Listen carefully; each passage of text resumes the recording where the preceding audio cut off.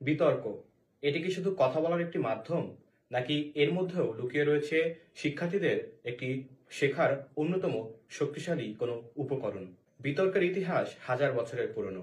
প্রাচীন গ্রিসে Socrates, Plato এবং Aristotle দর্শন ও যুক্তিবিদ্যার ভিত্তি স্থাপন করেছিলেন। পরবর্তীতে এটি বিশ্বব্যাপী শিক্ষার অন্যতম একটি গুরুত্বপূর্ণ অংশ হয়ে ওঠে। বিতর্ক শুধুমাত্র একটি ইতিহাস নয়, এটি শিক্ষার্থীদের ব্যক্তিগত ও শিক্ষাজীবনের উন্নয়নের একটি মাধ্যম। বিতর্ক করার মাধ্যমে শিক্ষার্থীরা বেশ কয়েকটি বিষয় শিখতে পারে।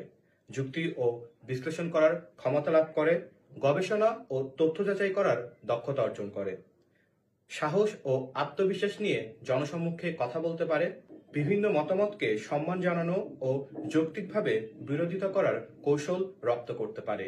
এছাড়াও বিতর্ক করার মাধ্যমে ধীরে ধীরে তাদের মধ্যে নেতৃত্ব দেওয়ার গুণাবলীও অর্জন হতে থাকে।